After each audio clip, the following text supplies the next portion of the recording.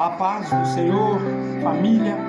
Deus te abençoe sua vida, como tem abençoado a minha, se direcione, te encaminhe, espiritualmente falando, que você seja sempre obediente a esse Deus que vos apresentado através dos vídeos colocados aqui pelo Espírito Santo, através da minha vida. Eu quero começar esse vídeo no seguinte sentido. Eu não quero sempre ter medo, não o medo de ter medo de Deus, temer ao Senhor sempre, como diz as Escrituras, e não te julgando, e falar aqui, olha, qual igreja você serve?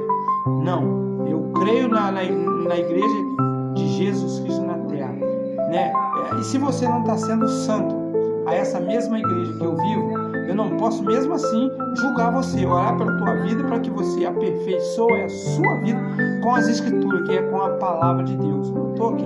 Não tem o poder de Jesus Cristo, que é o intermediador que fala a Bíblia, ou advogado.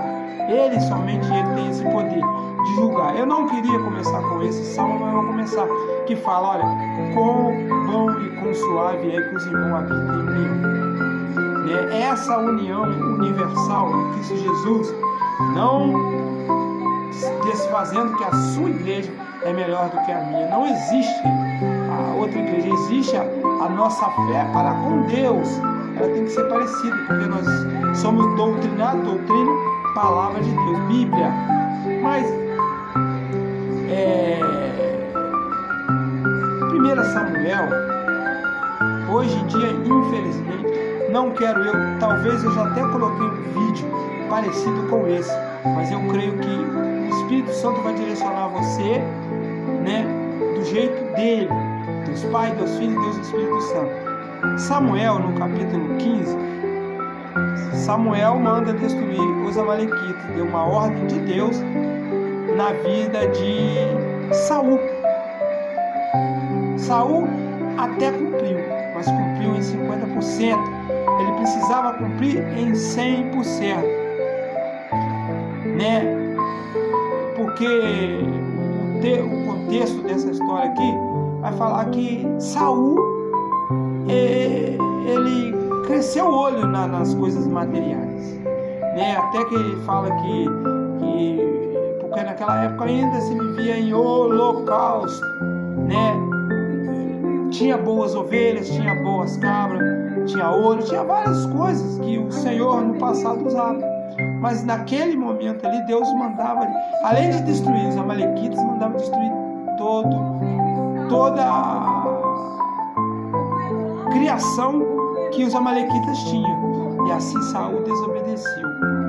Mas dentro desse texto e contexto aí, eu queria tirar uma história, é o seguinte, no versículo, capítulo 15, versículo 22, porém Samuel disse, tem porventura o Senhor tanto prazer em holocausto e sacrifício?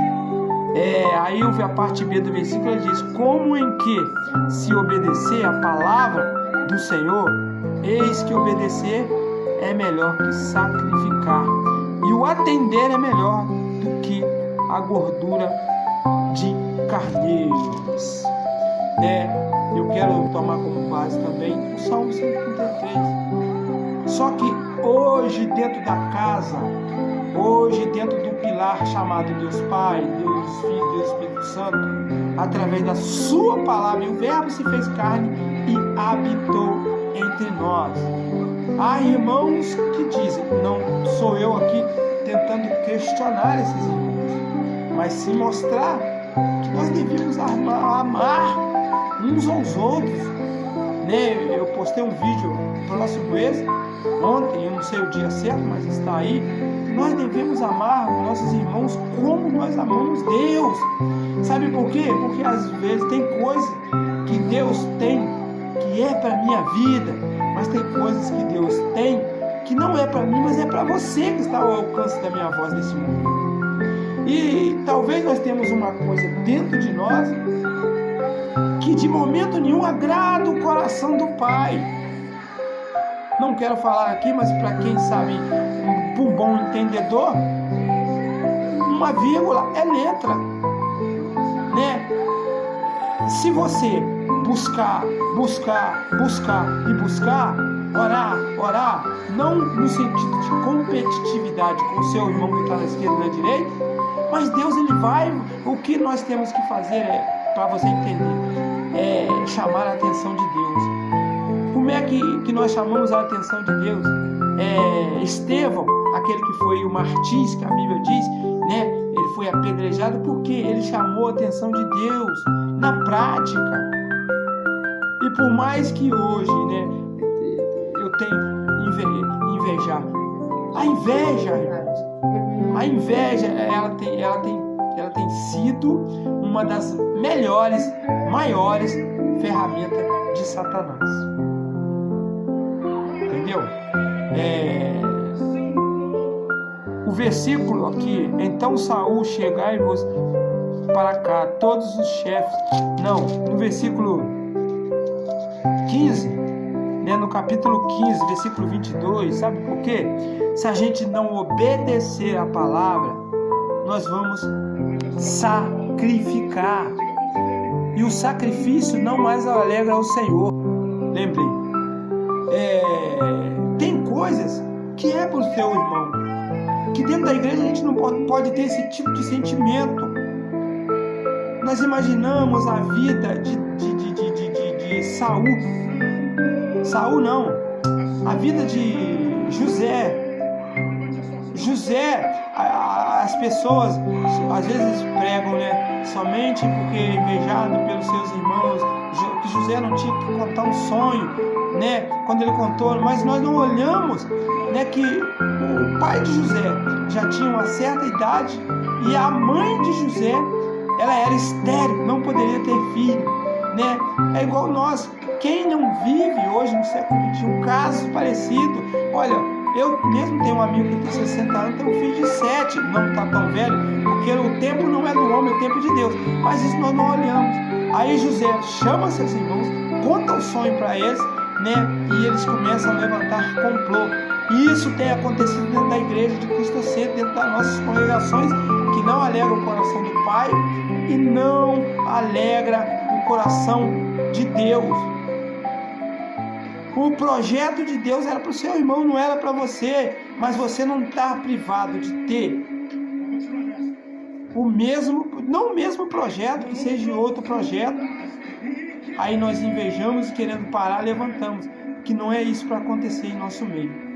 Entendeu? E Saul pagou o preço, né? Ele preferiu sacrificar. Depois nós vamos ver a perseguição, né, através da vida de Davi, que nada adiantou.